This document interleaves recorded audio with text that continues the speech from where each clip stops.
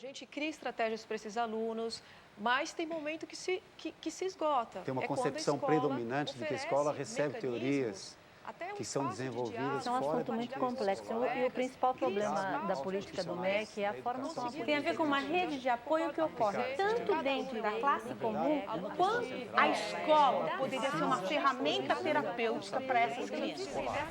E se funciona o atendimento no contraturno? Nós preparávamos esse aluno para essa inclusão. E eu sei que não é fácil, não é... Acho muito complicado acompanhar o ensino.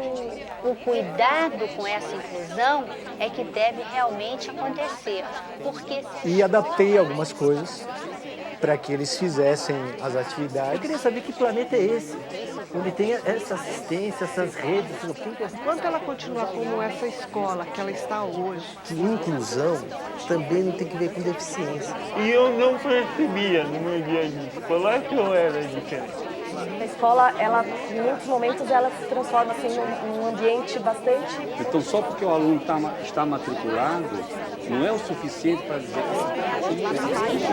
O objetivo é que a gente possa conversar.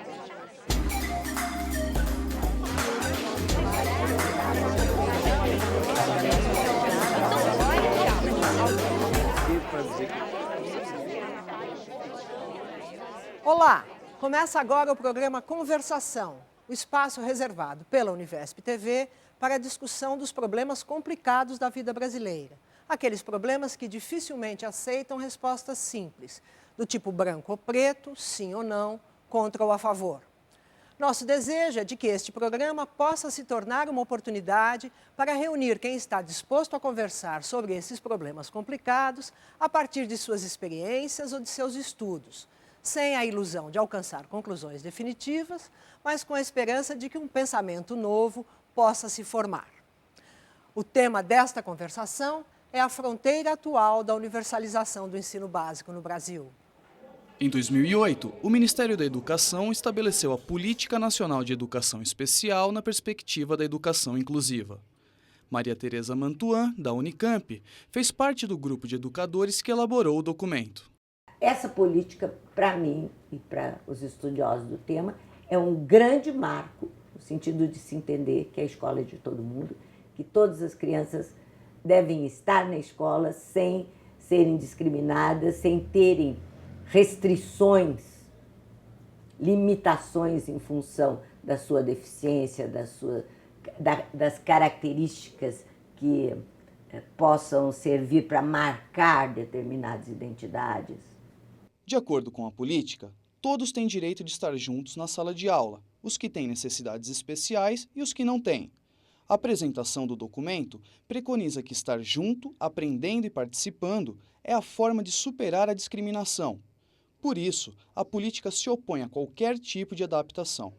A política nacional segue a tendência de documentos como a Declaração de Salamanca, da qual foram signatários 88 governos e 25 organizações internacionais em 1994, para reafirmar o compromisso com a educação para todos, o que inclui crianças, jovens e adultos com necessidades educacionais especiais dentro do sistema regular de ensino.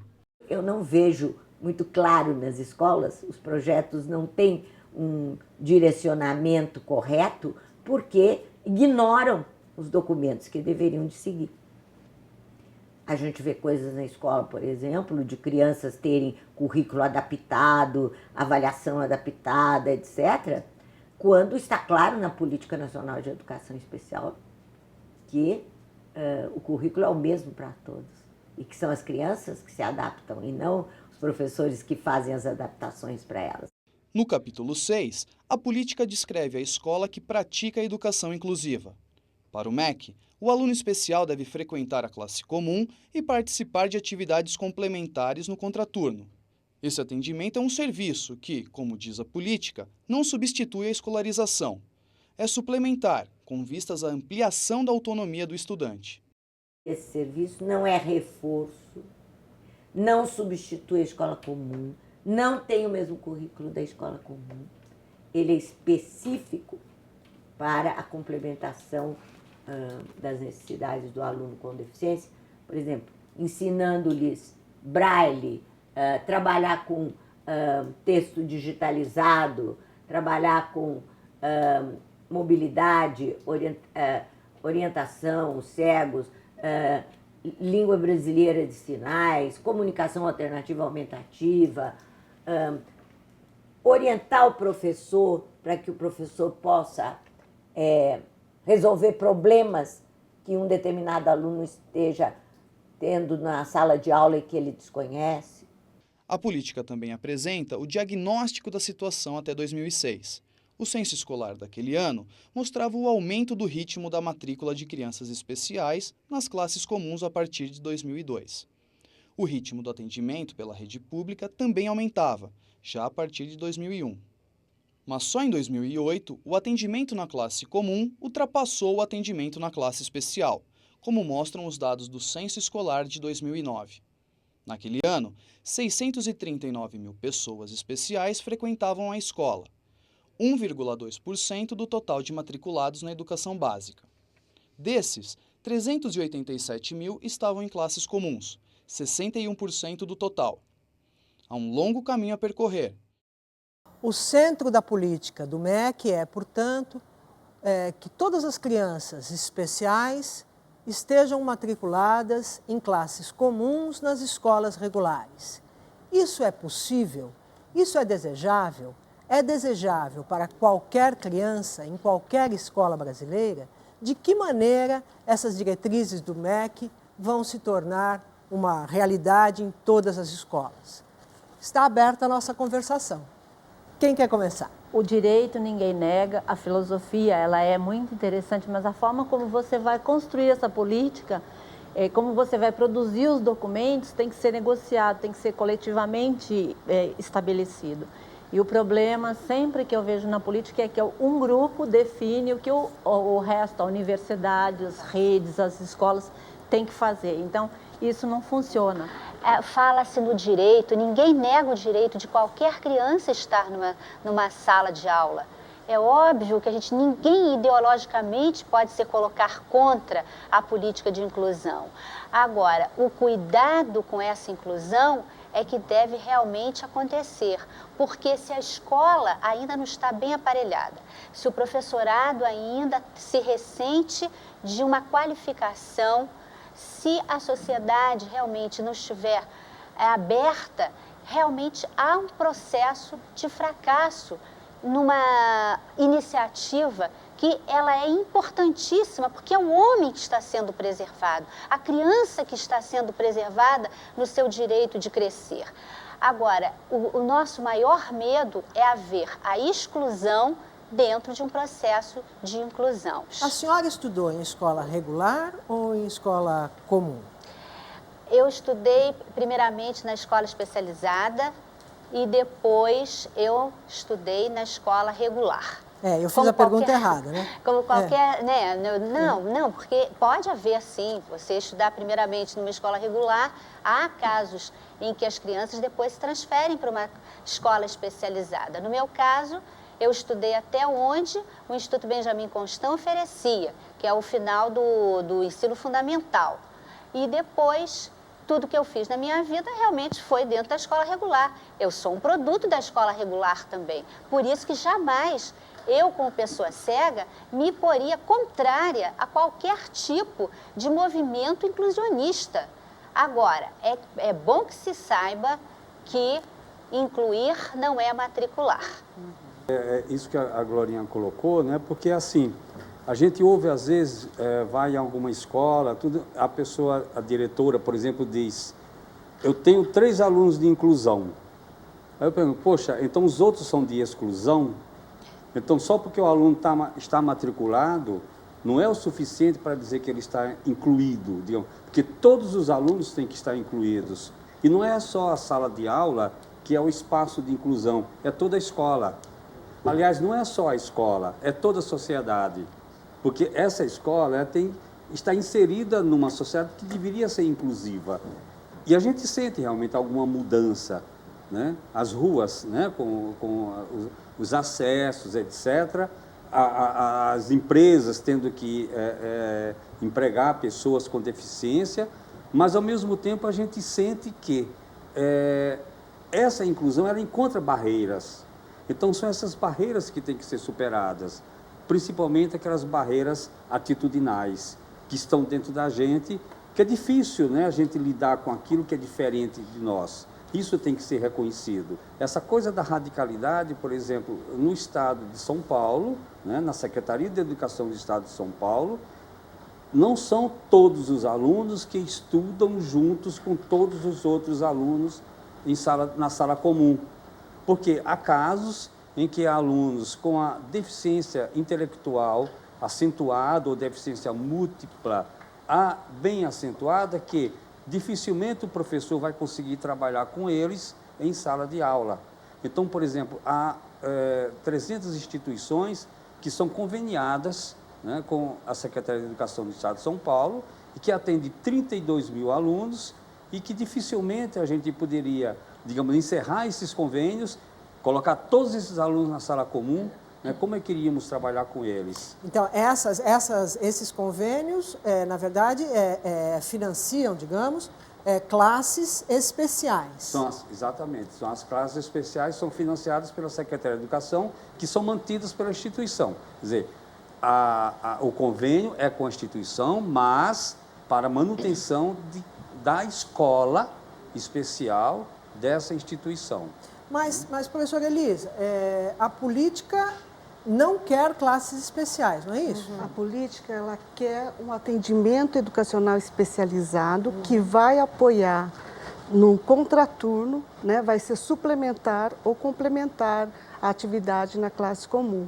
Eu concordo com a Enicéia, concordo com a Glorinha, que assim, nós estamos lidando com seres humanos, mas enquanto essa política não existia, era muito difícil, muitas muitos diretores se negavam a incluir as crianças.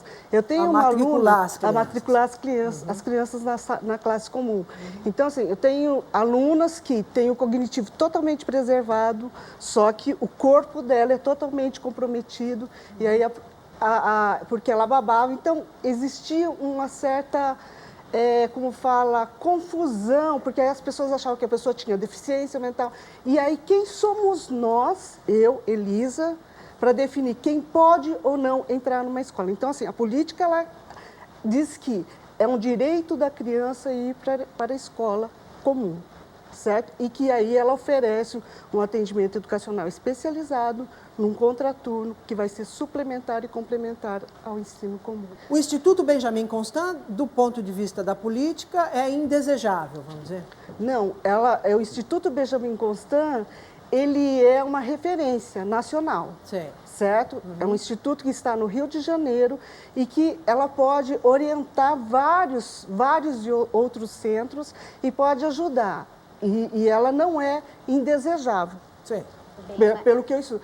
O que acontece é que não dá para ficar centralizado só em um local e que a política, ela pede para que esse instituto continue sendo esse atendimento, continue realizando esse atendimento, fazendo suas pesquisas e orientando as outras partes do país. Porque o país então, fazendo no contraturno, essa que é a diferença. Quer dizer, a experiência, por exemplo, da Glorinha, que estudou na escola especial, porque acho que o Benjamin Constant é considerado escola especial.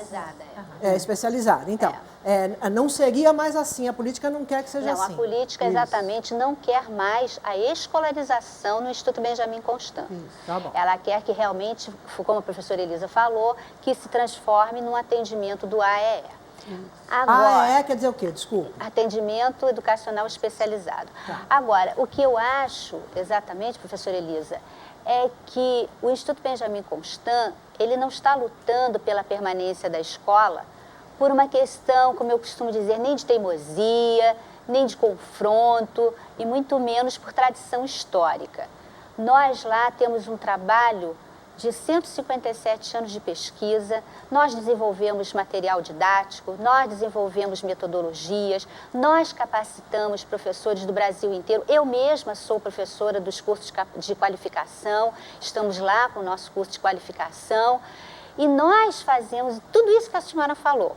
Nós somos um braço da inclusão, Porque nós prestamos consultoria, nós damos assessoria, nós damos palestras, a gente qualifica não apenas os docentes, nós qualificamos também os técnicos que trabalham com o sistema Braille, agora com a baixa visão, nós produzimos o audiolivro. Então, nós somos um braço da inclusão. Então, realmente não nos cabe a pecha, o rótulo de segregadores. Muito pelo contrário. O Instituto Benjamin Constant é uma escola aberta, livre, e realmente o que nós estamos pleiteando é que nós continuemos, porque ali sim é um campo enorme de pesquisa. As universidades estão lá dentro, nós temos várias linhas de pesquisa. Então, nós não estamos cerceando a liberdade da criança, nós estamos dando a ela uma educação de qualidade. Eu queria que a Joyce e o Luan contassem como foi a experiência de escola dos dois. Eu estudei na escola de educação especial desde que nasci. E acho muito complicado acompanhar o ensino regular, depende da deficiência, depende do aluno, do aprendizado do aluno. Porque no atendimento das escolas especiais é mais lento, é mais complicado, a explicação da escola regular, e quando a gente sai do especial para o regular é muito estranho o ensino. A gente pensa que está tendo o início, mas na verdade está tendo as matérias mais profundas do que o ensino especial. Eu mesmo, quando eu tentei estudar em escola regular, acompanhar uma sala de aula, senti muita dificuldade. E você queria, então, sempre ter estado na escola regular ou ter sido sempre da escola especial? Foi especial, sim. Só especial. Luan, como é que é a sua experiência escolar? Minha mãe foi muito perene nessa questão. Então, desde o meu desde meus 6 anos, escola regular a vida inteira. Na primeira série, eu vi que pela deficiência motora, o meu acompanhamento não seria tão rápido. Reunimos para ver o que seria melhor para mim. Desde a minha primeira série até o meu primeiro ano de faculdade, eu usei uma máquina de escrever. Sim. E foi tranquilo, eu nunca tive problema com o professor, nunca tive problema com outros alunos, questão de convivência, muito pelo contrário. Sempre fui um aluno de não ter panela, de estar sempre conversando com todo mundo. E eu não percebia no meu dia a dia escolar que eu era diferente. Nunca aconteceu de eu perceber exclusão. Eu fui ver o que é preconceito e o que é exclusão no mercado de trabalho. Você está trabalhando como jornalista? Eu trabalho, não como jornalista. Eu trabalho na Prefeitura de Sumaré como concursado, num cargo administrativo. E eu sou totalmente a favor da inclusão em escola regular para calejar o aluno deficiente. Para ele, eu falo que minha mãe, ela foi tão perene que ela me deu uma independência com 11, 12 anos, que eu conheço muita gente com 15, 16, não teve. Apesar da básica formação que meus pais tiveram. Tá bom. Eu já atendi alunos numa classe especial durante muito tempo. E existia todo um preparo em que esse aluno fosse incluso com o tempo, né? Então, nós preparávamos esse aluno para essa inclusão. E quando nós sentimos que esse aluno já estava caminhando, então nós conversávamos com as professoras da escola, junto com a gestão, com os pais. E então esse aluno ele era colocado como ouvinte, primeiramente, alguns dias da semana, numa sala de 4ª ou de 3ª série. E essa professora, ela estava sempre em contato conosco, para saber como que ele estava se saindo, se ele estava bem. Então, primeiro existia essa preocupação com esse aluno. Se ele estivesse bem no contexto e ele caminhasse, ele continuaria lá. Caso contrário, ele ficaria conosco ainda mais um tempo, mas o objetivo sempre foi a inclusão. Alguns casos, hoje eu sou professora de uma sala de recurso. Uma que é a sala? sala recurso, né, que é o SAP, que é o Serviço de Apoio Pedagógico Especializado. Tá. Então eu atendo no contraturno os alunos que já estão inclusos nas salas comuns. E nessa escola eu atendo alunos da 3ª série até a 8ª. Então são alunos que já estão inseridos nas salas ditas comuns, né, e que no período inverso eles têm atendimento. Por lei, eles podem ficar até 2 horas diárias. Então, a gente forma pequenos grupos, de acordo com aquilo que eles mais gostam. Estamos sempre em contato com os professores. E eu defendo, sim, o currículo adaptado. Tá adaptação de currículo. Essa é uma questão que a gente... A fala da Joyce, não é isso? Me levou muito a isso. Porque, muitas vezes, o aluno, ele é colocado numa sala de 8ª série, com todas as disciplinas, matemática ali, e o aluno não sabe ainda nem sequenciar os números. E lá ele está vendo equação.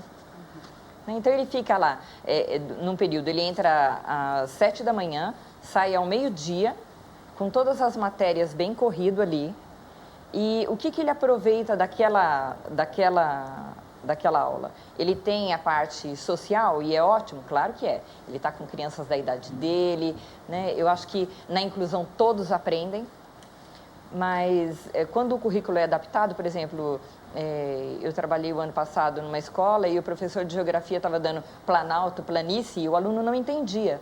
Então ele veio e falou, Célia, como que eu posso fazer com que ele entenda? Um aluno com uma deficiência intelectual, que eu acho que é o que mais pega é a deficiência intelectual. As outras não, é um cego, ele tem o braille, é um surdo, ele tem um interlocutor de libras. Mas aí o professor, eu falei, olha, se colocar algumas figuras mostrando o que é planalto, planície, repetindo isso, ele vai saber. E esse aluno tirou 8 na prova. Eu acho que tem uma questão importante que eu acho que a Joyce está falando em relação, talvez, à dificuldade em pensar que as escolas tenham os meios para ajudar as crianças que possam ter questões e que possam ter dificuldades, mas eu acho que tem uma mudança de paradigma importante a partir da Declaração de Salamanca, a partir dos documentos que o Brasil vai sendo signatário, de que a gente tem uma política em prol da inclusão e não da integração, né? Porque acho que uma coisa era a visão que muitos países da Europa, na França, por exemplo, se opta pela integração. As crianças se preparam e aí elas frequentam a escola regular, desde que elas se preparem, desde que, de alguma forma, né, os professores ajudem e instrumentalizem essa criança para que ela tenha, então, os recursos necessários para estar no regular. Isso é a política da integração. O Brasil opta pela inclusão, que é justamente uma mudança de paradigma que vai marcando que a escola deve se instrumentalizar para receber a criança. Não é a criança que tem que estar apta a entender melhor isso ou aquilo. É a escola que tem que buscar os recursos para que essa criança seja acolhida. Os pais da Joyce, há alguns anos atrás, certamente tinham toda a razão de ficar inquietos de como é que uma escola regular daria conta de ajudar a Joyce a avançar na sua escolarização, tendo em vista que talvez a Joyce precisasse de mais tempo, precisasse talvez de outras oportunidades, mas a escola tem que providenciar isso, não o professor particular que ajudaria a Joyce, né? Acho que essa é a questão que eu penso que é a grande dificuldade, e a grande dificuldade que hoje, né, a gente ainda se debate e fica perguntando, bom, mas não era melhor a criança se... vamos ajudar, talvez no contraturno a gente ajude a criança para que ela frequente depois no regular. É suplementar, não é complementar, né? E acho que aí tem uma questão... O que é suplementar ou complementar? E qual é a diferença entre suplementar... É porque eu acho que tem uma questão importante aí, né? Importante porque parece que no contraturno a criança vai ter aquilo que na hora da classe regular ela não tem. Então, se ela não conseguiu aprender as coisas muito bem no horário regular, então vai lá no contraturno e complementa. E não é exatamente isso. Tem a ver, né, com a rede de apoio. Isso. Tem a ver com uma rede de apoio que ocorre tanto dentro da classe comum quanto dentro da sala de apoio à inclusão. Né? Então, existe aí nessa sala de recursos, que o Estado chama desta forma, ou o MEC, como na Prefeitura de São Paulo nós chamamos de sala de apoio e acompanhamento à inclusão, mas que existe um trabalho de um professor especializado numa área de deficiência que vai ter aquele olhar necessário para esta criança, do que ele realmente necessita de apoio especializado para que ele consiga dar conta disso na sala comum. E o que o MEC vem trazer para nós, essa nova discussão, é uma questão assim, não mais o substitutivo, que foi o que a gente podia fazer na época, que era o que se cria na época, era o que a gente acreditava, é o que se tinha de possibilidades, é o olhar que nós tínhamos sobre estes meninos. A gente acreditava realmente que essa escolarização, essa escola especial, essa sala especial em caráter substitutivo era o ideal para essas crianças, quando a gente começou a perceber que os avanços dela na inclusão eram muito maiores. Se dava muito mais a ver no dia a dia e as coisas iam acontecendo com mais naturalidade. O Evaristo, que é pai do Daniel, que estuda com o Hector, quer falar, mas isso só vai ser depois do intervalo e depois da gente ver algumas imagens do trabalho que o Hector faz com o Daniel, que é o filho do Evaristo.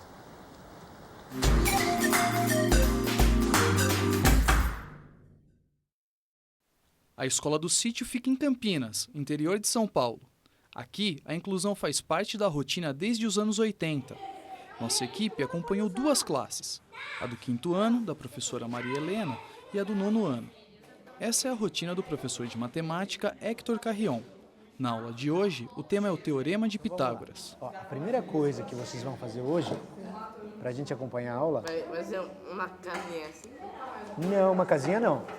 Eu vou querer que você consiga, os dois, vocês vão preencher, tá vendo esse quadrado branco aqui? Sim.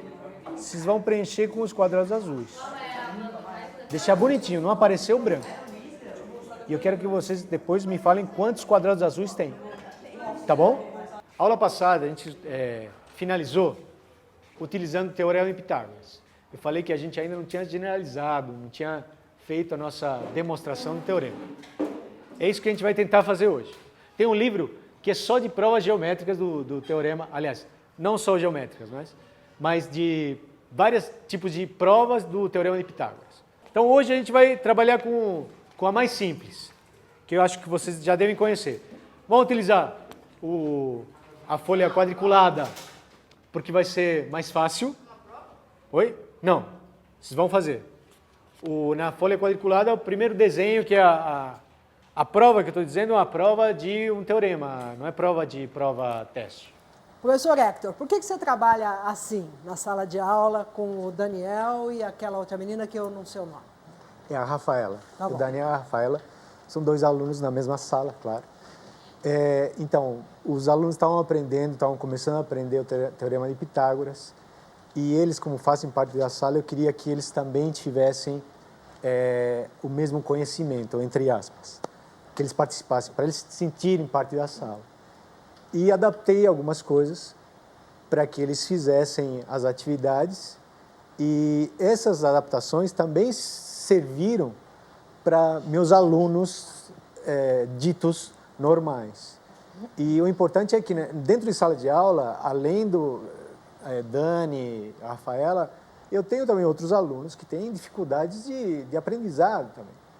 E essas atividades que eu preparei ajudou muitíssimo, eles também. Então, a ideia, quando eu estava ouvindo Luan, que isso me chamou muita atenção da área do trabalho, né? Quando ele foi procurar o trabalho, ele foi praticamente rejeitado por esse...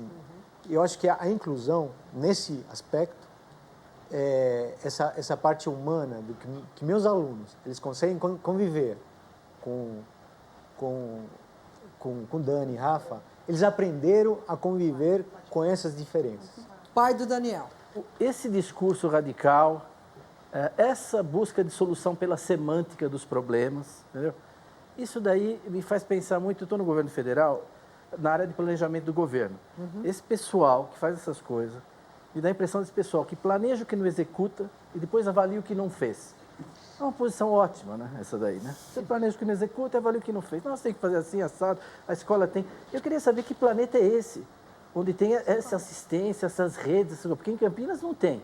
Eu tenho um monte de amigos no Nordeste, que eu trabalhei há muito tempo. Lá, então, eles estão em outro sistema planetário, né? Não é por isso que nós não vamos ir para isso. Nós temos que ir para isso, claro. Mas existe a realidade, né? E um pouco como na tragédia grega, que quem deveria falar não fala, quem deveria ouvir não ouve, a vítima é sempre o inocente. Então, nós estamos vitimizando muita criança nesse processo atual. Muita criança. Né? Por quê? Porque você matricula, porque é um direito seu, e ele fica lá no fundo da classe. Ah, mas a escola deveria, bom, a escola deveria, mas vai lá. Não, no contraturno, mas não tem nem turno, entendeu? Quanto mais contraturno, quem tem condições sociais, financeiras, acaba a educação procurando, achando caminhos, etc., construindo. Mas para a população pobre, para um monte de gente, é uma situação dramática. Eu acho que assim que valeria um belo mestrado e doutorado, o impacto, não é, sobre as crianças dessa política no sentido crítico. Mas não é por causa disso que a gente não tem que avançar. Eu já encontrei pessoas que falam, não, mas a escola não está preparada. Eu também não estava preparado para ser pai de deficiente. Nem minha esposa. Eu gostaria de ter tido 4 dias, como é que é? Vem uma vez aos poucos, deficiente, depois eu... Mas não é assim, né? As coisas chegam e está lá, você tem que fazer. Isso tem muito a ver a atitude do professor. Há pouco, meu filho, eu me queixava de um professor e de um certo comportamento com o meu filho, com o Daniel, que tem síndrome de Down, que apareceu ali. Ele falou, não, é que ele não tem experiência ainda de lidar com deficientes, ele falou para mim. A gente precisa ter paciência com esse professor, que ele está aprendendo. Sim. E com o tempo ele vai. Eu falei, bom, tá certo, Daniel, você tem razão, né? Então, é claro que essa experiência melhora os professores, melhora as escolas. E o foco não pode ser colocado realmente na deficiência, não pode ser colocado na criança. O foco tem que ser colocado no entorno. Meu filho, Daniel, ele melhorou muito as padarias de Campinas. Porque a gente ia tomar café nas padarias e aconteceu milhares de coisas nas padarias, que melhorou muito as padarias de Campinas. Mas ele melhorou também muitas escolas. Não é? Frequentou já 3 escolas, está concluindo agora. Uma das escolas que ele frequentou, eu soube 3 anos depois, pelo diretor, que era um padre, que quando ele entrou na classe, teve 2 pais que foram vê-lo para dizer que estavam preocupados, porque tinha um deficiente na classe, ia atrasar os filhos, falaram uma série de coisas. E que aquela classe, então, não estava boa. E o diretor me contou só 3 anos depois, né? Que falou para esses pais, então, acho que essa escola não é para o senhor, né? Falou, porque para o deficiente é, agora para o senhor não é, então o senhor muda de escola, porque nós não vamos mudar isso daí, né? Ele só me contou 3 anos depois, tal, né? Mas há, acho que assim, um esforço, esse foco a gente não pode perder, que é do entorno. Nós temos que melhorar a família, né? Melhorar a escola, melhorar tudo isso, né? E não focar esse esforço neles. Agora, acreditar que nós estamos jogando as crianças em contextos crudelíssimos, entendeu? Crudelíssimos. Daria aquela reportagem terror, a inclusão escolar. Eu poderia dar boas pautas de lugares para ir, ver como está sendo incluída as crianças. E não é para criminalizar o professor. Agora, vir com um discurso assim tão idealizado, realmente, assim, eu entendo que ela colocou lá perfeitamente, porque a gente vive isso. Mas o que você está dizendo é que você acha que é idealizado. É isso que no começo da sua intervenção você chamou de radical. É descolado da realidade, né? Não aceita autocrítica, não aceita objeção, é impressionante, te classifica, te demoniza e tal. Agora, isso é o debate mais aí do pessoal da educação, né? Sim. Agora, o planeta real está aí, o Brasil real está aí. Preciso colocar, então, para você um pouquinho da minha experiência. Eu trabalho na educação infantil, na Prefeitura de São Paulo, e trabalho pelo Estado, no município de Guarulhos, onde eu coordeno uma escola que a gente tem ciclo 1, ciclo 2, ensino médio e serviços de apoio de educação especial na área de deficiência visual, deficiência auditiva e deficiência intelectual, além de atendermos deficientes físicos e com deficiência múltipla. Então, isso existe, né? Não é lindo, maravilhoso, eu concordo com você, né? E eu estou assim nas duas pontas, né? Eu estou na educação infantil e nesta escola eu coordeno o ensino médio e a educação especial, né? E nós temos alunos deficientes incluídos em todos os níveis, né? Com todos os tipos de deficiência. E na pré-escola, na educação infantil, eu atuo como professora, então o meu olhar é o mesmo. Eu sei que não é fácil, não é cômodo, né? Você mexe com os saberes de todos os professores, com as verdades, com enfrentamentos que esses professores têm que ter. Não são todos os professores que aceitam, não são todos os professores que gostam, né? Eu tenho, nesta escola da prefeitura, eu tenho uma criança autista numa sala de educação infantil, ele e mais 34 alunos, regulares e frequentes, né? Crianças de 5 para 6 anos. Então, é um trabalho extremamente desgastante, mas é um trabalho de formiguinha, né? É um trabalho que a gente vai crescendo. Eu tenho habilitação na área de deficiência intelectual, que neste momento eu não estou atuando diretamente, mas foi feliz o trabalho, este menino estar comigo, porque ele não caiu de paraquedas na minha mão, eu sabia o que fazer com ele. Sabia entre aspas, né? Porque cada criança é uma criança, né? A gente não pode falar, não, todo autista é igual, toda criança com síndrome de Down é igual, todo cego é igual, né? Então, esse trabalho existe. Nesta escola do estado que eu atuo em Guarulhos, a gente tem crianças com deficiência intelectual frequentando o ensino médio.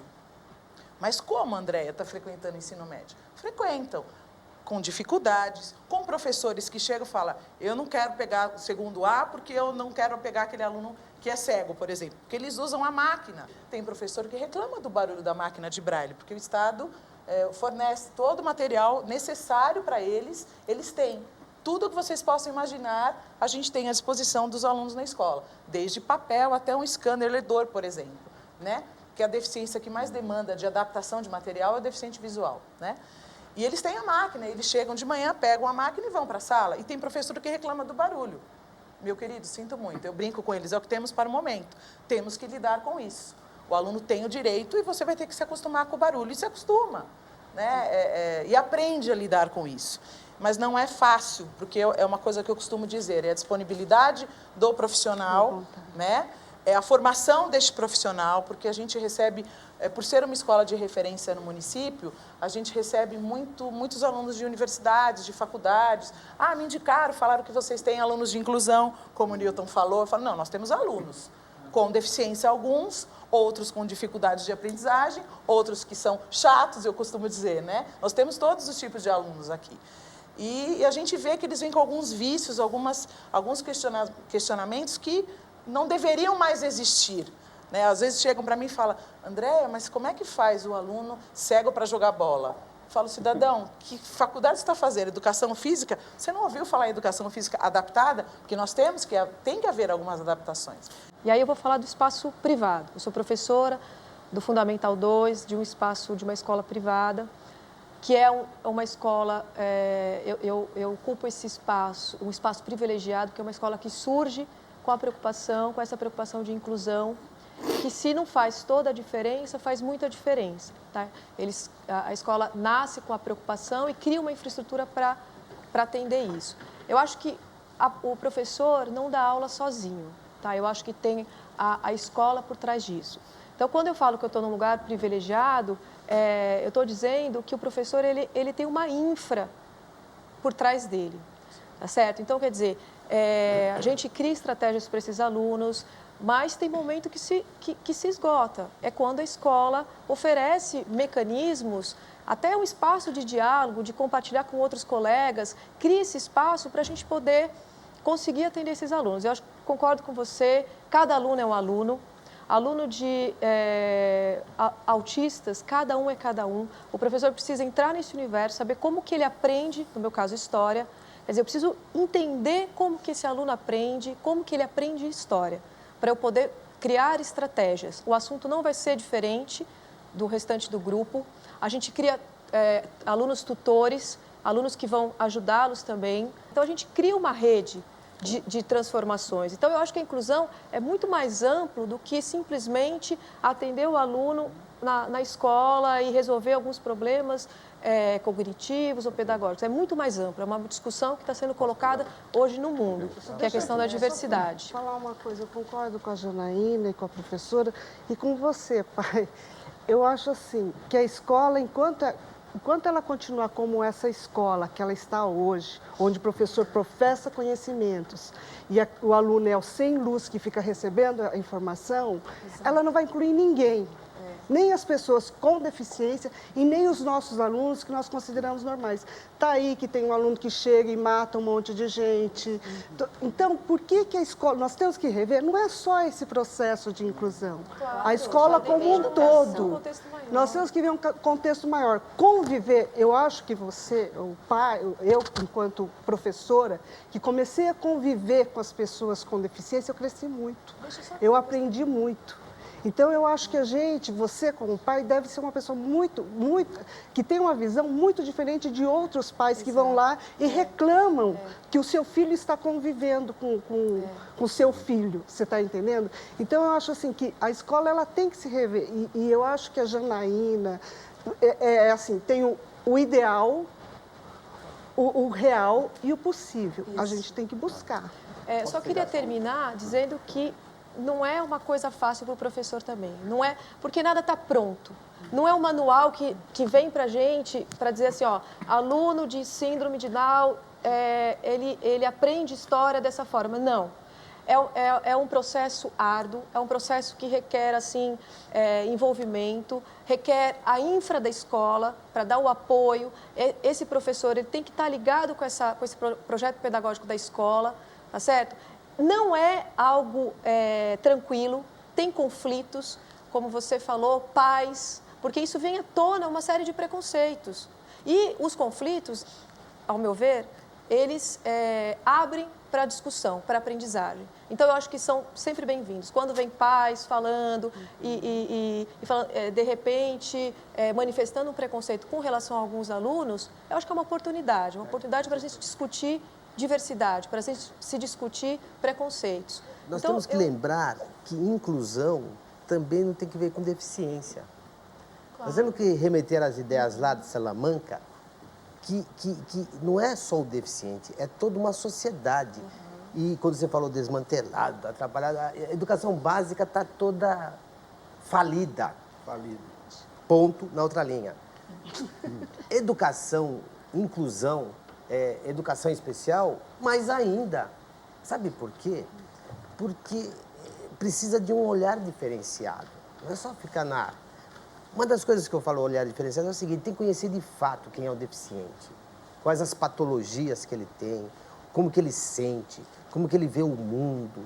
A Joyce me sensibilizou, porque quando ela fala, não, poxa, eu quero ficar... Não é que ela quer ficar lá quietinha, sossegadinha na sala dela, que nem fala lá os psicanalistas, não.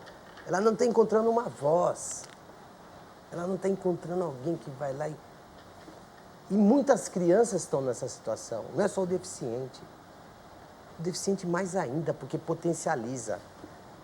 O grande mestre aqui, o doutor da educação especial, fala a educação especial serve de um paradigma para a gente estudar o normal. E é verdade. E é verdade. Agora, nós não podemos desconsiderar. Então, falou inclusão, falou deficiente. Não é isso. Não. Mas então, mas as classes... Por favor. Posso fazer... Eu tento falar, mas eu não consigo. Por favor. Você queria pegar o gancho essa ideia de que a escola precisa se rever, não é? Que eu acho que é uma ideia essencial, senão a gente não consegue lidar com essas questões adequadamente. Acho que a escola tem uma concepção predominante de que a escola recebe teorias que são desenvolvidas fora do contexto escolar e que cabe aos profissionais da educação simplesmente aplicar essas teorias. Na verdade, uma questão central é que a escola precisa produzir um saber escolar, que é, quando eu falo saber escolar, didático-pedagógico. Não é? E isso significa olhar para os processos de sala de aula. Não é? E quando se fala de observar a sala de aula, e quando se fala de alunos com necessidades especiais, acho que é muito mais abrangente do que os alunos que têm um diagnóstico específico. Quando você pensa em dificuldades, você está falando de um universo muitíssimo maior. Então, nós criamos, por exemplo, um setor de apoio à aprendizagem, não é? Na Escola Viva, que é uma escola particular aqui na Vila Olímpia. Qual era o objetivo? Era ir para a sala de aula, observar os processos, mapear a natureza das dificuldades dos alunos, não apenas dos alunos com necessidades especiais, mas também dos alunos com necessidades especiais, e desenvolver um conjunto de estratégias, não é, que fosse eficaz a partir da própria experiência dos professores em sala de aula. Então, acho que essa é uma questão central para a escola hoje, não é? A outra, acho que tem uma ideia muito que predomina de forma quase que absoluta, que é essa ideia de que conhecimento ele se expressa basicamente em duas linguagens, na linguagem verbal e na linguagem lógico-matemática. Mas, na verdade, o conhecimento se expressa em muitas outras linguagens.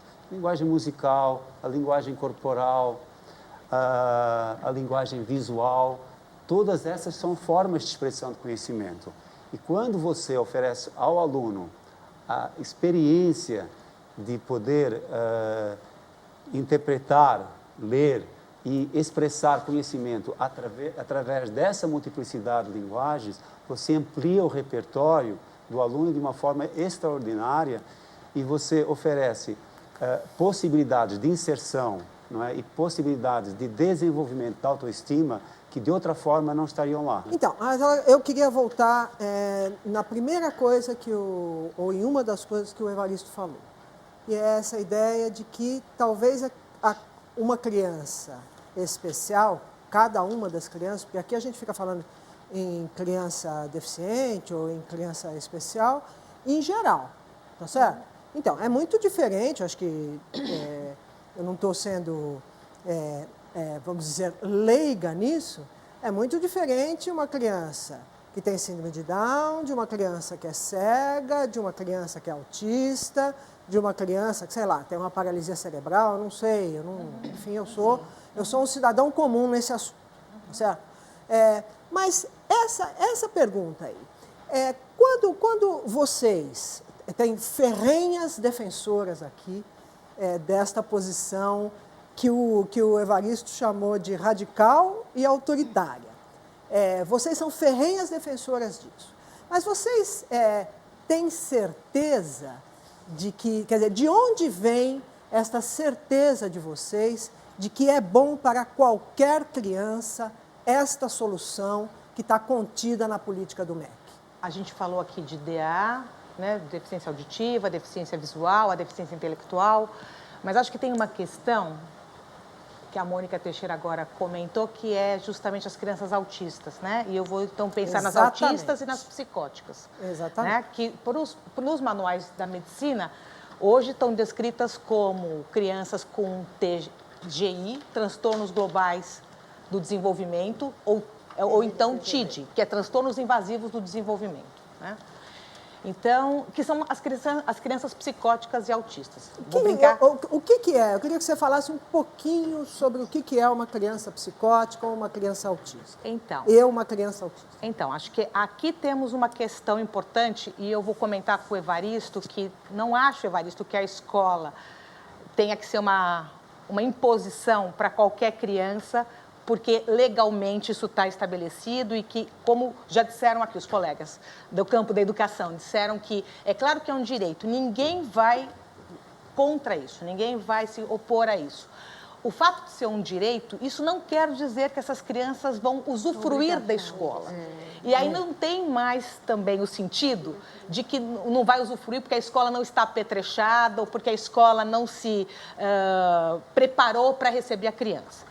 Crianças autistas e crianças psicóticas são crianças que têm uma questão importante em relação à sua constituição psíquica. A gente está aqui o tempo todo falando de escolarização e a gente às vezes supõe que a escolarização ela está apenas no campo do desenvolvimento cognitivo.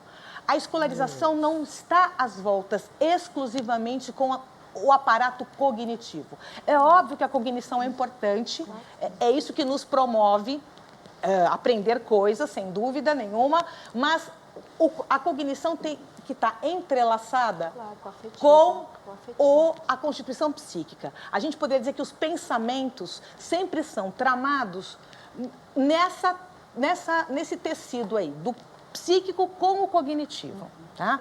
Então, é claro que nós somos um organismo biológico que se desenvolve, mas nós também somos, porque somos humanos, somos seres de linguagem e a gente tem que entrar no campo dos humanos com uma construção psíquica. Então, é isso que faz com que um profissional, agora eu vou dizer da minha área, né, da área da psicanálise, da área do tratamento dessas crianças, porque eu estou justamente na interface do tratamento e da escolarização. Né? Na instituição que eu trabalho, a gente está há 20 anos pensando a inclusão de crianças psicóticas e autistas, mas por uma questão clínica. O que a gente foi observando, quando o lugar de vida funcionava na USP, as crianças iam à instituição 4 vezes na semana, porque elas não tinham uma escola que as recebesse. Eu me lembro, eu queria dizer uma coisa. Fui eu que sugeri ao Leonardo que procurasse o lugar de vida. Porque eu visitei o lugar de vida quando ele era na USP. O que me, vamos dizer, comoveu e que eu não esqueci foi a Maria Cristina Kupfer me dizendo o seguinte: aqui é o lugar das crianças que ninguém quer. Isso mesmo. Então, a Cristina Kupfer é a fundadora da instituição que existe há 20 anos. O ano passado nós completamos 20 anos. E, a partir de um determinado momento, a instituição começou a pensar que a escola poderia ser uma ferramenta terapêutica para essas crianças. O que eu quero dizer com isso? O campo do tratamento foi percebendo que uma criança autista com outra autista, uma criança psicótica com outra psicótica, uma criança que não fala com outra que não fala, sabe quando vai falar? Nunca. Nunca. Foi isso que o campo do tratamento foi percebendo. Não basta que os adultos falem, não basta que os adultos se ofereçam para fazer face à angústia que essas crianças têm de se haver com o relacionamento e com as questões da interação com o outro. Os adultos estão ali numa função terapêutica de poder apaziguar essas crianças que se sentem tão aflitas e querem se esconder realmente do contato com o outro. Mas se elas estão em tratamento é porque a gente sabe que elas têm um sofrimento enorme com isso. Não é uma opção tão simples assim, né? As crianças não querem se haver com outras porque o outro é sentido como extremamente invasor e com uma possibilidade de desintegração psíquica, se eu chegar muito perto desse outro. Então, nós começamos nos anos 90 a bater na porta das escolas. Ainda não existia o CAP, ainda não existia o Cefaz, ainda não existia nem a Declaração de Salamanca, né? E a gente começou a bater na porta pedindo para alguns diretores entusiasmados que recebessem as crianças do lugar de vida e acolhessem, numa interlocução com o campo do tratamento, um desafio de ajudar na escolarização da criança. Porque essas crianças têm ilhas de inteligência preservadas, não são deficientes intelectuais. Essa é outra questão que desafia, porque é uma criança que funciona assim, com um déficit cognitivo, mas não porque ela não tenha inteligência. Por isso que nos filmes a gente vê, às vezes, um menininho descobrindo o código que vai lançar o foguete do país inimigo, porque rapidamente a questão matemática, para ele, flui, porque ele tem ilhas de inteligência preservadas. Ele pode não querer se comunicar com o outro e nem aprender história, né? Mas ele pode ter entusiasmo musical, né? Como o Francisco dizia, entusiasmo artístico e o banho de cultura que a escola faz, né? A escola é um discurso social poderoso quando se trata de dar um carimbo de criança para uma criança. Ir para a escola não é estar no manicômio. Então, isso é fundamental. Fundamental. Porque quando a criança recebe um carimbo de criança e quando faz alguma travessura esquisita, como comer lixo, ou, por exemplo, arrancar o sapato e jogar pela janela, é travessura de criança. Né? Não é uma criança esquisita nem bizarra, é uma criança. Né? E acho que essa questão de poder promover que essa criança vá à escola e estar com outras crianças promove, sim, que essa criança possa regrar esse mundo simbólico que está tão desorganizado, porque a escola é um lugar de regramentos que podem ser interessantes para essas crianças. Né? Eu concordo um pouco com o que a Marise falou, porque eu acho que a escola, em muitos momentos, ela se transforma assim, num ambiente bastante motivador. E eu acho que é isso que estimula mais a aprendizagem. Né? E lá na PAI a gente tinha a escola especial, que atualmente não funciona mais. Todos os alunos lá estudam em escola regular e no contraturno frequentam um atendimento educacional especializado. E alguns dos alunos que estão hoje nesse atendimento no contraturno, eles eram da escola especial. E a gente percebe uma mudança tremenda em autonomia, em comunicação e até mesmo em alguns aspectos da própria cognição, por estar nesse ambiente estimulante, né? Por não estar todo dia indo para o mesmo lugar, com as mesmas pessoas, num ambiente totalmente assistencialista, onde até se carregava a lancheira, né? Então, a escola, por muitos momentos, ela se torna, assim, um ambiente bem favorável à aprendizagem, principalmente desses alunos com deficiência intelectual. Eu tenho visto, assim, durante esse tempo, alunos que, quando iam para essa sala da 4ª série, eles passavam por mim e, como diz assim, Celinha, não me olhe, porque agora eu não sou mais seu aluno, porque eles não queriam estar na classe especial. Entendeu? Na hora do intervalo, se eu saía com a minha turma também, eles ficavam assim de longe e desviavam. E eu ria, porque eu percebia isso, que eles não queriam mais ser da professora Celinha da classe especial, né? Eles queriam estar na classe comum. Agora, outros alunos já não tinham essa facilidade. Então, muitos nem queriam sair da sala. Então, quando eram incentivados a sair, muitos voltavam e se adequavam bem ao grupo. Pois é, porque essas Porque acho crianças que não também era têm um o querer, tempo né? ainda. Fala, Luan. Minha fala inicial pode ser parecida radical, mas a visão que eu tenho é a seguinte. Educação no Brasil é uma anedota e sempre foi. Educação nunca foi prioridade. E eu acho que o movimento de inclusão ele tem que ser um movimento político.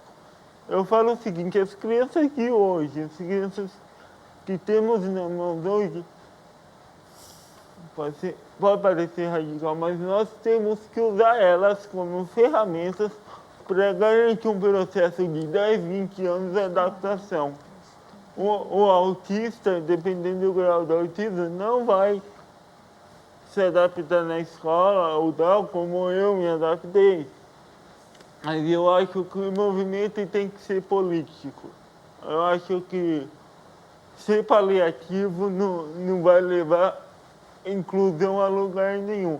E na questão do convívio escolar, há dois tipos de atitudes que eu repudio. E eu vou pegar a figura do professor. Aquele que tem dó do deficiente e aquele que discrimina o deficiente. Mas Pra ter mim, dó e acabou. discriminar é a mesma coisa? Não é a mesma coisa, mas Não? eu quero ser tratado como uma pessoa entendi. normal. Uhum. Tem aquele, eu vou contar uma missão rapidinha, 2º ano, ensino médio, numa escola do Centro Paula Souza. Ou seja, não era a rede comum. Centro Paula Souza, professora de história, primeiro dia de aula, algumas questões de reforma protestante. E ontem, na casa, respondi o que para mim era feijão com arroz. Ela pegou minha resposta, ela achou a 8ª maravilha do mundo, porque fui eu que tinha feito. Ela teve a capacidade de pedir para uma aluna passar na lousa a minha resposta, falar, olha ele que fez. E aí, o que você falou? Aí eu pensei, não, essa eu posso cruzar meus braços e não fazer nada. Que eu vou ficar com 10. Ou seja, ela era preconceituosa, ela achava que acabou a aula dela, eu saí. Eu fui na psicóloga da escola e falei, Ana Maria, você vai chamar a professora aqui e falar que eu não presto, que eu sou o pior aluno da escola, que eu sou um salvado. Mas não fala que fui eu que contei. Ela fez isso. A partir daquele dia, passou o ano me ignorando. Mas ali eu ganhei minha aula, sabe? Que eu prefiro ela me ignorando do que me tratando como uma criança. Então eu acho que o movimento tem que ser político. Eu acho que essa questão da política, acho que é muito importante, porque a gente não pode esquecer que no Brasil tem 700 mil matrículas de crianças e uma estimativa para 6 milhões de crianças e jovens com necessidades especiais. Então, a grande maioria está fora da escola e a possibilidade, acho que esse marco legal, de ir para a escola, né, esse direito, acho que é importante a gente garantir. Enicéia, você pode repetir esse número?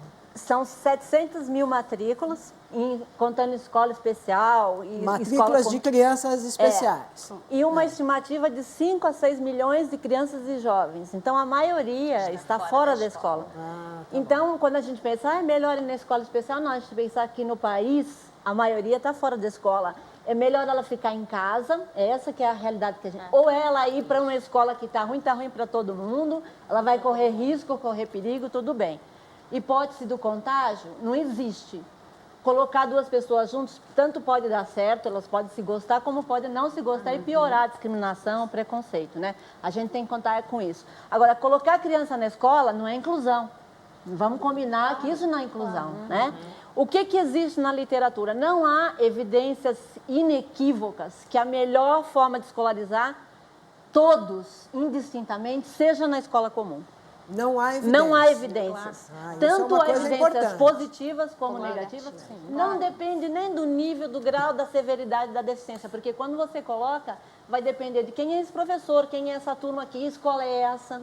Né? Então, as variáveis são muitas. Nós temos que, então, o que a gente tem? Que a maioria pode e deve sim ir para a escola comum. Né? O que a literatura mostra é isso, que 80% das crianças podem e devem. Os outros podem, se for, mas podem, não é ir deixar lá, tem que ir com apoio. Se você vai colocar o aluno, você tem que colocar os recursos lá dentro também. Né? Uma coisa assim, o que a Marise falou, é um direito, não é uma obrigação. Certo? No segundo momento, o MEC tem muitos programas e ações. Ele está tentando colocar dentro das escolas sala de recursos multifuncionais, formação de professores. E como que é o seu nome mesmo? O Luan falou. É um momento político, é uma história que nós estamos construindo. O Luan sofreu, a Joyce sofreu, nós, professores, estamos sofrendo sim, todos sofrem. Como o professor lá, esqueci o nome. Newton. Desculpa, gente, eu esqueço os nomes. O Newton falou, essa é a minha maior deficiência. E eu faço esforço. Então, assim, o Newton, ele falou que é uma questão atitudinal. Não é a deficiência que define se vai ser um sucesso ou não. O que define se vai ser um sucesso ou não é a atitude das pessoas. Eu não espero ter um filho assim, mas eu vou buscar o melhor para o meu filho. Eu não espero ter um aluno assim, mas eu vou buscar o melhor para o meu aluno. E quando ele consegue passar por essa questão, ele melhora. Então, assim, não é uma coisa... Eu fico muito brava e vou falar assim, vou defender o MEC, porque eu estava lá e saí, não saí porque eu fiquei com raiva, eu saí porque eu tive uma outra oportunidade. Eu vejo as pessoas ali dentro batalhando para fazer o melhor. Você está entendendo? Só que nem sempre o que eu acho que é melhor, como a Eniceia fala, não é um grupo pequeno que vai definir o que é melhor para o país. Mas eu não consigo pôr todos. Só que é lógico, nós temos que ouvir as pessoas que estão envolvidas e tentar mudar essa história. E essa história só vai ser mudada, se Deus quiser, quando as minhas filhas forem professoras, ou que elas falaram que não querem ser, né? Que nós vamos estar mais nessa discussão como era a fase da integração. Você está entendendo? Agora nós estamos numa discussão que é a fase da inclusão. E a fase da inclusão é rever, como o professor falou. Não é só... A gente não tem que produzir o conhecimento para a escola. Nós temos que produzir um conhecimento para a vida das pessoas. E a escola ela tem que rever o seu currículo. Não é um currículo adaptado para uma criança com deficiência. É um currículo que vai ter que favorecer os nossos alunos. Mas que tipo de currículo é esse? Não adianta falar, a LDB impõe esse conhecimento. A LDB, ela define, mas ela tem que ser um balizador. Ela não pode ser. E cada história, cada contexto, cada local é uma história, não sei. Então, assim, eu tenho que defender o Ministério, porque eu vejo o quanto nós sofremos lá e queremos o melhor. Mas não é possível fazer o melhor para um país como o Brasil. A legislação, ela nunca acompanha, né? A legislação sempre vem primeiro para depois a sociedade se adaptar àquilo e acabar caminhando. Assim, Nesse sentido, a política do MEC aponta o norte. E a gente tem que... Isso, aponta o norte e a gente Ela vai é programática, em busca né, disso. vamos dizer. Porque assim, não adianta... Ela foi um grande disparo. E diante disso, cada município teve que se adequar. Exatamente. Então eu digo assim, mesmo. que alguns municípios estão muito avante, talvez por isso que o pai ainda não tenha tido acesso a alguns recursos, ou alguns municípios estão muito à frente, outros ainda estão aquém. Mas o que acontece? Eu participo, eu não falei de nada ideal, eu falei do que eu trabalho. Eu falei da minha vivência.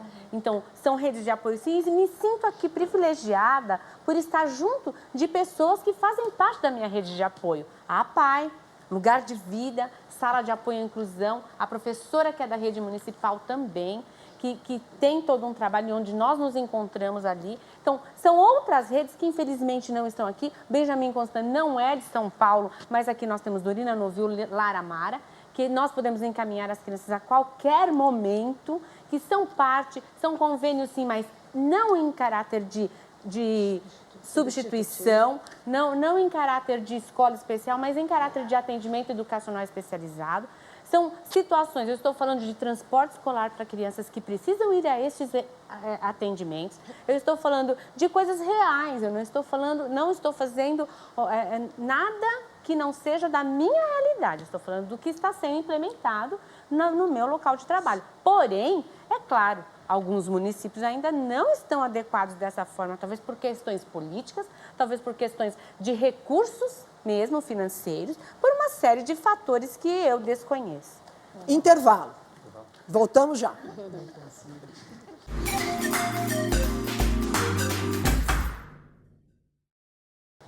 Vamos retomar a nossa conversação sobre as formas de incluir as crianças com deficiências nas escolas brasileiras. Antes da gente encerrar, agora nós estamos no fim. Eu queria falar perguntar uma coisa que eu vou contar para vocês antes, para vocês poderem ir pensando, e depois eu vou fazer uma pergunta. Então, a coisa que a última parte do nosso programa, eu queria perguntar para vocês se, de alguma forma, esse debate iluminou vocês, se trouxe uma posição, se aprendeu uma coisa nova, ou se descobriu alguma coisa desta conversa de hoje. Mas, antes de falar isso, eu queria tocar numa coisa que parece banal, mas a gente acha que não é. Quando a gente estava tratando pela primeira vez do assunto do eixo articulador da professora Elisa, uma coisa que mobilizou muito a gente internamente, os jornalistas da Univesp TV que estavam envolvidas com o programa, foi justamente que nós mostramos o material que a gente gravou com o professor Hector e o Daniel para uma especialista, dita especialista.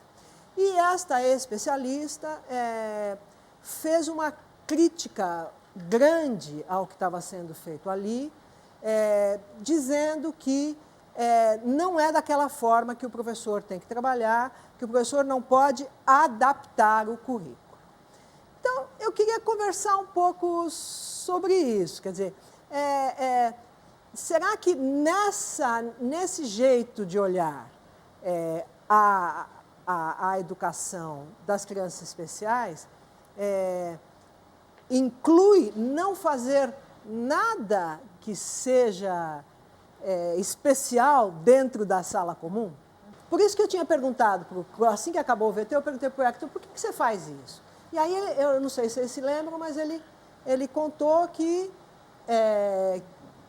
foi bom para ele, foi bom para a classe e aparentemente foi bom para o Daniel, não foi, Evaristo? Foi, tanto que ele fez até um filme, um stop motion dessa demonstração do Pitágoras, né? Eu acho que nós mesmos, como família, fomos vítimas desse discurso. Eu me arrependo de, no início da escolaridade do meu filho, ter exigido um currículo em que todos aprendam. Eu exigia isso.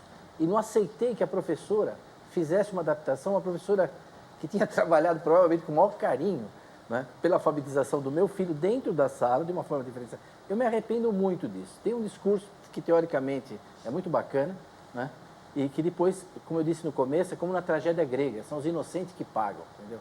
O meu filho, eu acho que teve coisas que ele teve problemas que poderiam não ter ocorrido se eu não tivesse com esse discurso delirante que eu estava na época, prepotente, né? Agora, hoje não. Eu agradeço muito ao Hector, a outros da escola, porque realmente os outros aprendem também, né? Porque você aprende quando você ensina. E os colegas, quando são solidários com o outro, acabam aprendendo mais, né? Ela comentou ali da França, mas a França tem um negócio interessante. A França tem 20 anos, 25 anos, um balanço das escolas que não fizeram inclusão e das que fizeram. Ou fizeram integração e não fizeram, porque você não é nem obrigado a fazer integração lá. Só que se você fizer uma vez, aí você está para sempre. E nesse balanço saía que as escolas que faziam integração tinham menos violência, menos vandalismo, as crianças aprendiam mais. Eu fui atrás do cara que fez esse relatório, fui até procurar ele na França, reuni com o cara. E uma das coisas que mais me impressionou que ele dizia, que por que tinha esse rendimento escolar melhor quando tinha os deficientes incluídos, etc., era isso. É que você aprende quando você ensina. Ele tinha estudado isso assim, bem fenomenologicamente, né? Como os alunos, ao ajudar o colega a interagir com ele, acabavam aprendendo muito mais. Né? Eu acredito na adaptação do currículo. Lá na escola onde eu trabalho, o assunto é o mesmo, só que a gente faz as adaptações pensando no indivíduo, né? Na criança, como no adolescente, como ele aprende. Né? Então, a gente faz as adaptações. Agora, as estratégias que a gente monta, é isso, a gente generaliza. Muitas vezes a gente generaliza para os outros alunos. Não significa que aquela estratégia, aquela atividade vai ser unicamente para aquele. Tem muitos momentos eu generalizei. Eu achei que aquilo era possível trazer para alunos que não estavam entendendo e que dentro desse contexto, desse conceito de inclusão, não era aluno de inclusão, mas que era possível generalizar para outros que estavam tendo dificuldade. Então, eu acho que pensar mesmo no aluno, de como ele aprende e criar estratégias e que é possível generalizar. Agora, os alunos aprendem sim no ambiente de cooperação. Tá? No ambiente cooperativo, acho que isso já foi, né? A Marise pode falar um pouco melhor sobre isso. Isso, dentro dessa linha do Piaget, eu acho que já foi comprovado que os alunos aprendem dentro de um contexto de cooperação, um ajudando o outro. Né? Então, a gente tem até aquela coisa dos tutores, né? Então, onde eu posso ajudar, como eu ajudo, e assim a gente consegue avançar nesse processo, né? Eu tenho Muda visto o afetivamente resultado. as pessoas. Isso, você cria... As crianças, Isso elas mesmo. saem da classe, não, elas fogem da escola, né? Você vê elas saírem galopando da escola, é um desespero de fugir da escola, né? E frequentemente cai, toma tombo, etc. Tal. E passa todo mundo que nem uma cavalaria. As classes onde meu filho estava, caía para todo mundo. Exatamente. E todo mundo fala, olha como é diferente essa classe, ajuda. Né? Exatamente. Você vê, muda a socialização, tudo. Eu queria deixar aqui a minha preocupação, que a gente não abordou, e agora sim trazendo uma questão mais pessoal minha, é do ensino médio, entendeu? Porque isso é um grande problema, dentro do qual eu estou de novo colocado e me sinto a pé, descalço, nu, como eu me senti no começo de entrar na pré-escola. Quer dizer, o ensino médio, você fala, bom, o que nós vamos fazer? É isso que eu quero? Tem escolas com projetos bonitos, mas na física ele vai ficar fora, na matemática ele vai ficar fora, na química ele vai ficar fora, tem 45 alunos na classe, que socialização vai ser essa? Quer dizer, o ensino médio seria um outro programa, uma outra discussão, mas acho que agora, eu aprendi muita coisa hoje aqui, eu acho que a gente tem que ir especializando também a nossa discussão, né? Tem coisa que já está avançada, mas tem muita coisa para desenvolver, né? Então, enquanto a escola não se torna esse modelo, né, que acho que todos nós gostaríamos, eu tenho visto resultados, sim, com a adaptação do currículo. E mais que isso, né, tenho visto professores que já estão inseridos nesse processo, que não é necessário mais que conversem com a professora especialista, mas eles mesmos já montam a aula de uma maneira para atender todos os alunos inclusos, né, com deficiência auditiva, visual, deficiência mental, e a coisa funciona. Funciona para todos? Não. São todos os professores que fazem isso? Não. É uma parcela ainda muito pequena. Mas eu acho que esse debate e o debate que tem acontecido nas escolas, eu acabei de sair de um seminário da Prefeitura Municipal de Guarulhos, onde 27 municípios foram convidados, né, para esse debate, patrocinado pelo MEC, falando sobre inclusão. A gente vê que em todos os lugares que a gente vai, meus filhos até falam, mãe, onde você vai, o assunto é inclusão, mas é porque isso tem borbulhado mesmo. Isso né? é um mérito da política, eu acho. Sim. Quer dizer, colocou a questão num nível... Isso foi uma coisa que eu aprendi aqui hoje. É verdade. Não sei se o termo adaptação é um bom, eu não sei se o termo adaptação é um bom termo, porque adaptação sugere que há alguma perda, que há uma coisa inferior. Eu acho que assim, os alunos, as classes são por definição heterogêneas. Então você tem alunos que têm ritmos diferentes de aprendizagem, estilos diferentes de aprendizagem, estratégias diferentes de aprendizagem. Então a questão é como é que você explora da melhor forma o potencial dos alunos e que estratégias.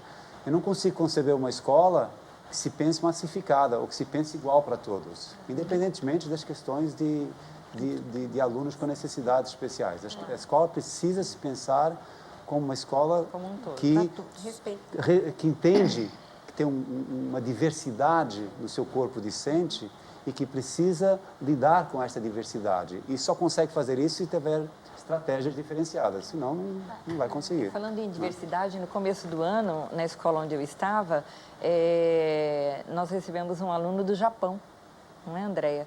E os professores, ele não falava o português, quando ele conseguia pensar, era em inglês ou em japonês, e os professores tiveram que aprender a lidar com isso. É uma inclusão? É uma inclusão. É de uma pessoa com... uma professora que dominava o idioma e ela auxiliou muito e calhou também de ser uma professora especialista em educação especial, que é japonesa, né? E ela auxiliou bastante nisso. Mas até hoje, né, um deles está no ensino médio e o outro está no fundamental, e ainda existem aí algumas estratégias que a gente tem que usar diferenciada com eles para que eles possam usufruir, né, se apropriar do que é oferecido pela escola. Então vamos lá, rodada de o que nós aprendemos aqui. Alguém quer falar? O Evaristo já falou, eu também. No momento que estamos hoje, no século XXI, a coisa está posta e acabou.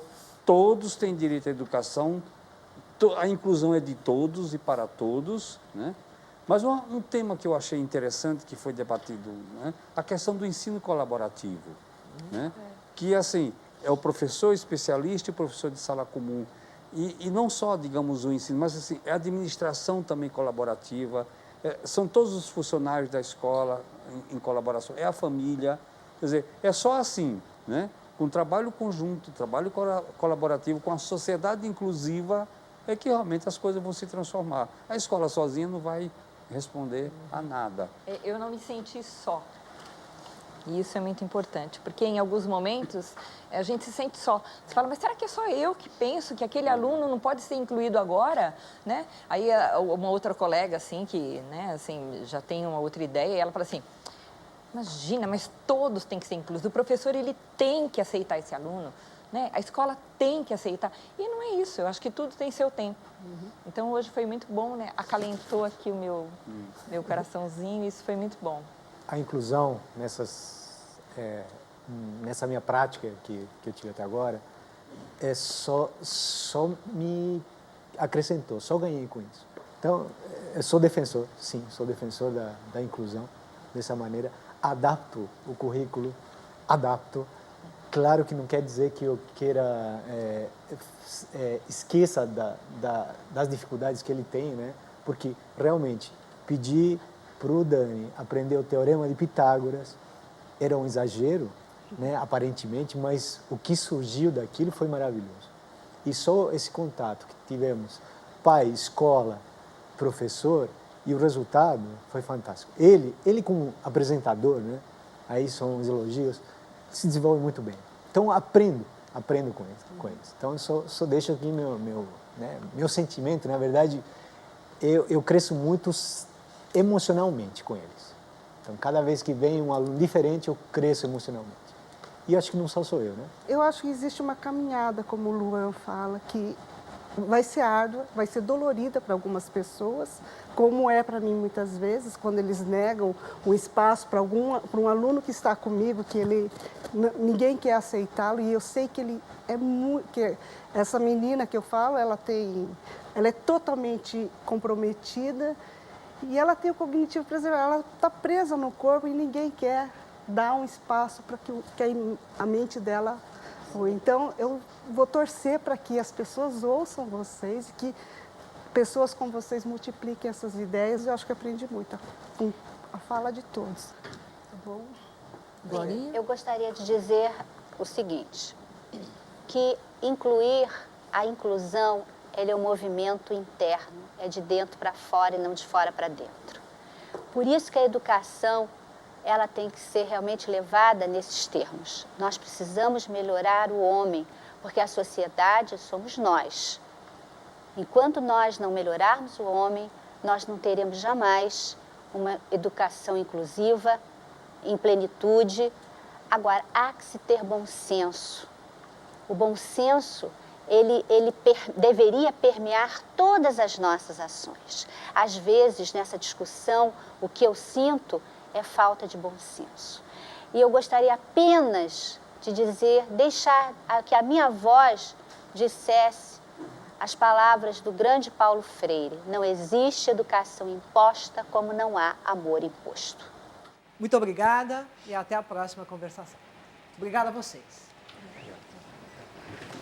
Bom, vocês vão conhecer um cara bacana que se chama Pitágoras. Ele criou um teorema. Era assim: um triângulo retângulo A ao quadrado mais B ao quadrado igual a C ao quadrado. Só que esse jeito é bem chato. Vamos mostrar um negócio legal para vocês entenderem um pouco melhor. Saca só, o quadrado de A mais o quadrado de B é igual ao quadrado de C. Duvida disso? Então, olha pra cá, pessoal.